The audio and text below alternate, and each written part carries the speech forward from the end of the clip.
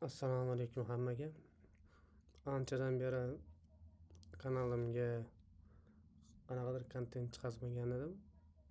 Har xil sabablar tufayli. Chunki kontent chiqarish ham yaxshigina mashaqqat. Bunga ham yaxshigina vaqt kerak. Bundoq qarasa, ish, oila, boshqa masalalar tufayli kontent chiqaza olmayapman. Hozir chiqarmoqchi bo'lgan kontentim bilan hozirgi vibe coding, prompt engineering вообще-то prompt muhandisligi haqida o'zim fikrlarimni aytmoqchi edim. Mana adashmasam 3 oyga yaqin bo'ldi. Cloud bilan GPT Codexni mix qilib ishlatyapman. To'g'risini aytaman, уже juda moshniy toolga aylandi. AI instrumentlar уже даже junior ham demagan bo'lardim. Juniordan baland uровеньga ham chiqdi. Agar ular bilan yaxshi ishlay olsangiz, конечно. Уже agar yaxshi toollar, yaxshi tuzlar ishlata olsangiz, уже middle darajasida sizga kod yozib, sizga suggest berib, takliflar berishi mumkin. Lekin bunaqa qilish ham oson emas. Uning uchun o'zini talablari bor. Qanaqa talab? Birinchi o'chirit, sizlarga misol uchun hammamizda bor muammo haqida gapirmoqchi edim, bu tokenlar masalasi. GPTda 5 soatlik, Cloudda 4 soatlik bizlarni per limitimiz bor, который to'lib qolishi mumkin bo'lgan. Hozir mana ko'rsataman, mana Cloud, GPT Codexga kiradigan bo'lsak, ikkalasini mix qilib ishlatayotganim sababi bittasini nimasini ikkinchisi qoplab ketishi uchun, shu tokenlardan vaqt tugab qolmasligi uchun. Va endi xuddi shu nimaga bu yoqda ham usage ga kiramiz. Usage. Tak. Manda pro nimasi. Har 4 soatda limit to'ladi, qanchadir vaqtdan keyin ishlatishim mumkin. Weekly limit ham bor, har bir sessiyamiz 4 soat atrofida. Kodexda ham где-то shunaqa kartina, faqat o'tda 5 soat. O'tda ham weekly limit bor. Biza hozir ko'pchilikda, to'g'ri o'zimda ham savollar ko'p edi. Bu tokenlarni qanaqa hisoblaydi, qanaqa ekonom qilish mumkin, qanaqa qilib AI bilan ishlashimizni optimallashtirishimiz mumkin degan savollar menda ham bor edi. Oxirgi 3 hafta, bir oy ichida bu savollarga ba'zi javoblarni topdim. Yaqinda kanalimga a'zo bo'lmagan bo'lsanglar, yaxshigina post chiqdi, hozir sizlarga ko'rsataman va описаниеga ham tashlab qo'yaman o'sha postni. O'tda juda nima narsalar keltirilgan.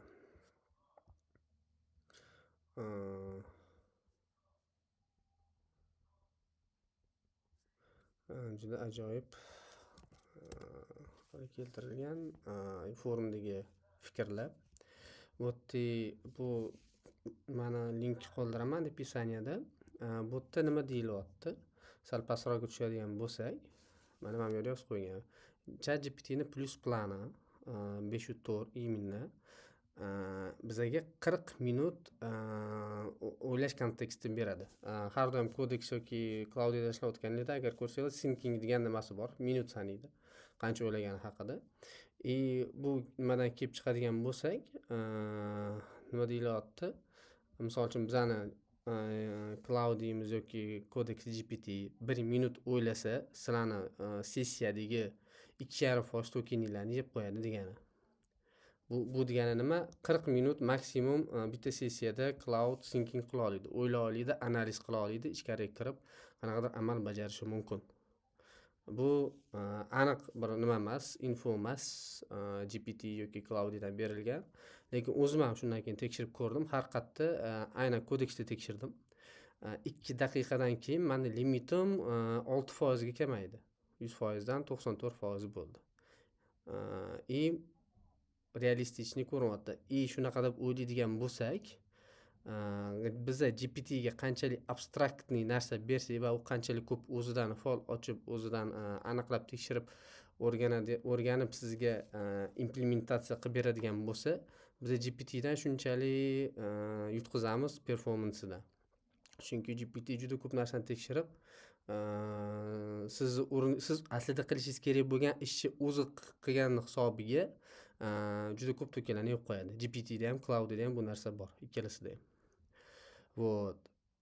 Demak, bizada paradoks kelib chiqyapti. Qanaqa paradoks? GPTdan agar biz optimal foydalanmoqchi bo'lsak, uni faol ochishi va uni o'ylashini imkoni boricha kamaytirishimiz kerak va u o'ylaydigan narsani biza o'ylashimiz kerak, ya'ni arxitektor sifatida. Hozirgi holatimni qanaqa tushuntiraman?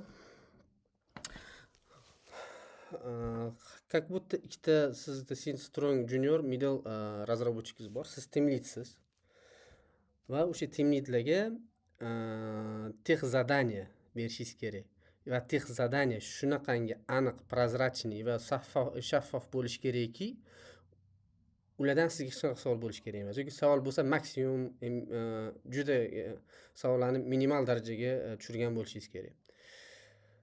Va bundoq o'ylab qarasa, hozirgi ish jarayonida xuddi shunaqa o'zi aslida ishlash kerak. Ya'ni tex lead yoki team lead yoki PO, PM dasturchiga zadachi berayotganda hamma savollariga o'sha fichada javob bo'lishi kerak. Agar PMlar PO'ni oladigan bo'lsak, ular biznes tarafdan bu savolga javob berish kerak. Team lead, tex leadlar bo'lsa, bu texnik tarafdan bu savolga javob berish kerak. Va middle juniorlarga prozrachniy, shaffof, hamma narsa aniq bo'lgan zadachi kelishi kerak. Xuddi shunaqa kontekstda biz agar GPT bilan ishlasak, GPT yoki Cloud bilan ishlasak, bizga juda katta performans beradi. Chunki biza уже darajamiz oshadi birinchi o'chirib. Biz o'zimizni как обычный koder emas, arxitektor sifatida qaralarimizni ochishni boshlaymiz. Chunki bizga keng o'ylash, juda boshqacha skop va biznes domenlar bilan o'ylashni o'rgatadi. Oddiy oladigan bo'lsak, agar kimgadir oylik hisoblaydigan logika qilsalar, mana shu oylik hisoblaydigan logikada u asli nima? Buxgalter biznes buni qanaqa ko'radi? Ularda qanaqa tushunchalar bor? Misol uchun buxgalterlarda provodka degan tushuncha bor. U aslida nima? Degan savollarga javob topishingiz kerak va bu uchun siz o'zingiz research qilishingiz kerak o'zingizni ustingizda. Agar siz AIga просто menga oylik hisoblaydigan sistema qilib ber desangiz, u o'zi xohlagan narsani qiladi, как будто juniorga e-commerce saytni bajardi degandek bo'lasiz. Qiladi-da, qilmaydi emas, qiladi. Lekin uni orqasidan juda ko'p tuzatishingizga to'g'ri keladi. Buni ketidan baglar, fichalarni target setga yetmasligi, deadline'ga ulgurmasliklar, xo'jayindan hayfsalar, nimadirlar eshitib olishingiz mumkin. AIda ham xuddi shunaqa. AI sizdan aniq, tiniq zadachi kutadi. Lekin mana shu joyda yana bitta narsa bor. Bu biz o'sha qanaqangi paradoksga yaqinlashyapmiz bu qarashda. Vibe coderlik haqiqiy software engineer, ya'ni muhandislikka o'rnini olib ketadi degan gaplar bor edi. Yo'q, unaqa emas. Endi qaraydigan bo'lsak, o'sha muhandis va system dizayn, arxitektura va bazaviy computer science nimalari qachondan bo'lmaganchalik hozir juda muhim. Ya'ni o'zingizni sohangizni, o'zingizni tullaringizni ishlatayotgan narsalarni chuqur bilishingiz oldingiga qaraganda juda muhim bo'lib qoldi. Sababini aytaman. Chunki AI nima yozib berayotganini o'zingiz tushunishingiz kerak. Bu juda muhim. Mana shu vibe coder bilan haqiqiy muhandis ajratib turadi. Shunaqa qarashlar ham bor. Mana bunga qo'shilaman. Hozir vibe coder AI chiqqandan keyin juda ko'p insonlar, даже dasturchi bo'lmagan insonlar ham kod yozishi muammo bo'lmay qoldi. Va bu qisman muhandislarni zarobatkasini pastga tushirdi. Ya'ni razrabotka narxini tushirdi qanchadir miqdorda. Lekin buni orqa tarafi bor, tanganing ikki tomoni bor degandek. Hozir bu kodlar yozilyapti, productionga chiqyapti, ishlayotgandir ham muammosiz. Lekin 4, 5, 6 yildan keyin productionga chiqib, bu fichalar kattalashib, muammoli kelib chiqishi boshlaganida mana shunaqa vibe coderlar va bazaviy computer science dan arxitektura, system dizayn yoki chuqur bilimlari bo'lmagan insonlarda muammolar chiqishni boshlaydi va muhandis va vibe coderlar ikkita alohida kastaga ajraladi. Ya'ni bir tomonda vibe coderlar bor, ikkinchi tomonda haqiqatda muhandislar bor, которые o'zini ishini chuqur biladi, muammoni aniq biladi va sizga muammoni hal qilib bera oladigan insonlar bor. Ularni уже zarplat oyligi ham, soat bayi ishlasa ham juda baland bo'ladi. Bu yerda vibe koderlar bor. Vibe koderlar ham ishlaydi, ishlamaydi emas, lekin ular уже alohida kasda bo'ladi.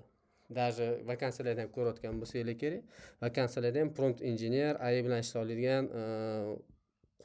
qo'pol qilib aytganda vibe koder menga kerak degan vakansiyalar ham hozir ko'payyapti o'zimizda ham. Вот.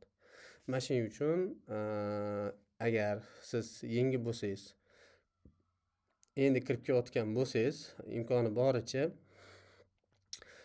AIga tayanmasdan o'zingizni bilimlaringizni oshirishni boshlang. AIni ishlatmang demayman, ishlating, lekin 100% emas. Misol uchun 4-5 yillik o'qiti bor insonlar bilan endi misol uchun 1-2 yil o'qiti bor bo'lgan insonlarning o'rtasida katta farq bor.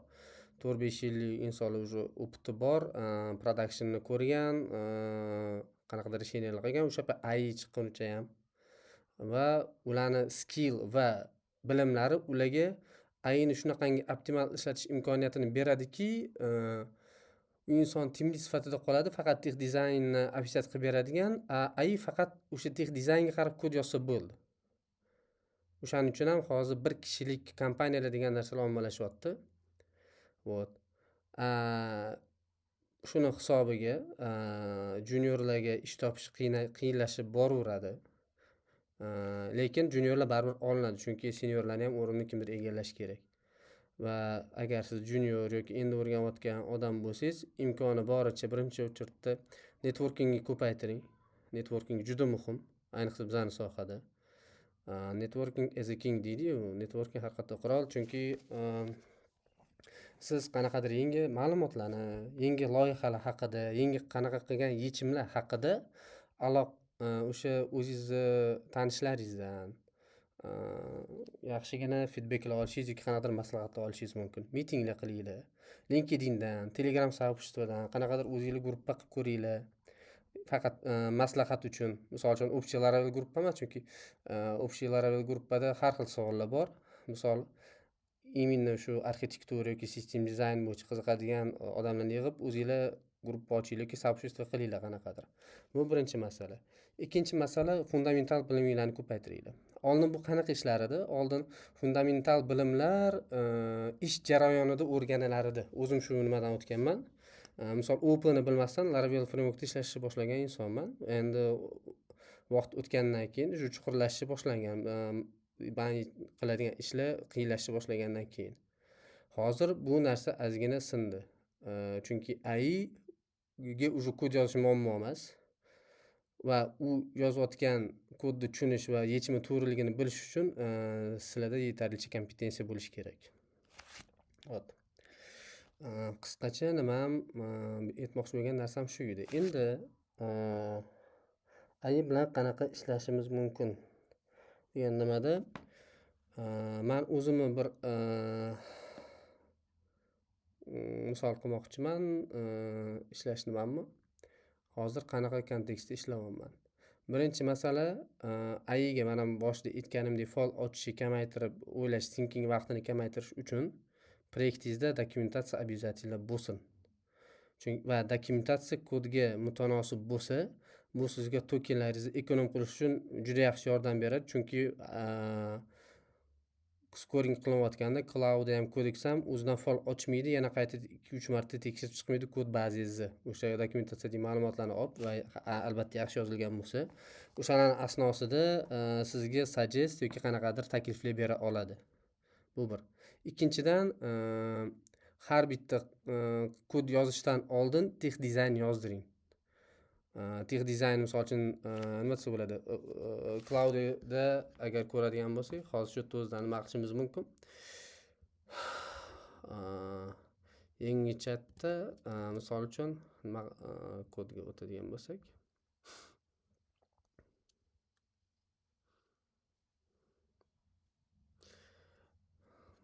yapamiz. Select repository. Misol uchun qaysi repositoryni nima qilib, misol uchun men o'zim lokalniy cloudni ishlatganim uchun bu yerda Castor, mana Cashflow degan repozitoriym bor. Endi nima qilamiz? Tasavvur qilinglar, men bu fichada OAuth realizat qilmoqchiman. Nima qilamiz? Men ruschada yozaman, xafa bo'lmaysizlar. Realizovat OAuth для аутентификации в моей системе. Как можем это realizovat? Misol uchun aynan qanaqadir mana buni qildim birinchi Avi bilan как hamkasb sifatida обсуждениeni boshlaydi.